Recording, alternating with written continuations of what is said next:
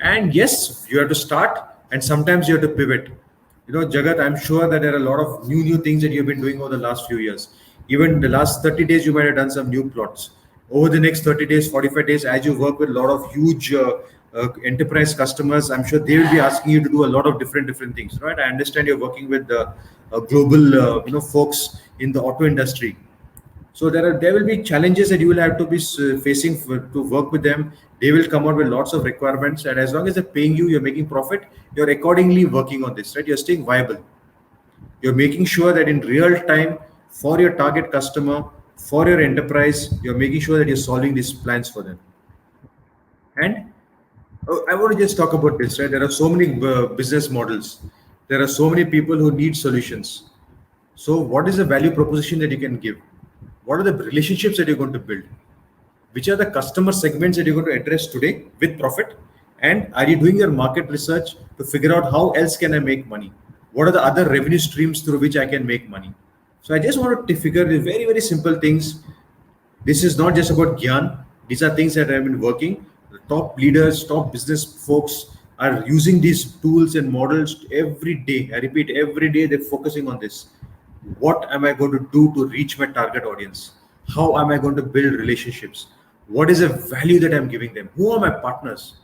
What are the channels that I'm going to use? And today it is more and more about digital, remote, video.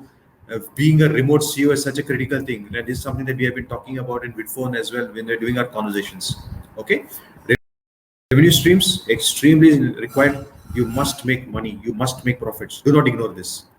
And your brand, you better make sure that you're remembered. The same way that Uni has come now and he's saying some wonderful things about Vidphone and how he's using it. I think that's what really matters. Your product, your price, how are you going to reach your target market? What are the ways that you're going to promote it? How are you going to figure this out, right? When do you promote it? What is the best time? And have you also understood what your competition is doing? And does it influence your choice?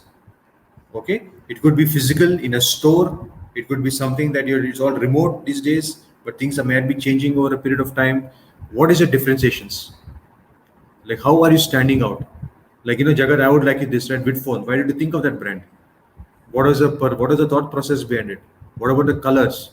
What about your taglines? Like, how are you making your brand stand out in a very tough environment? You have challenges, but you're trying to be obviously a unique solution provider and solving customer pain points.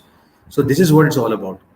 And yes, there's plenty. I just want to leave this as a screenshot for you, whether it is Axel, Sequoia, Invest India website itself, the Kalari newsletters, the various LinkedIn things, the 100x VC, which talks about all the ways that they've got some 50, 60 odd startups that are growing. Look at all these. Okay, please look at this. What are startups doing? What are founders doing? How are they addressing the target market? How are they solving customer pain points?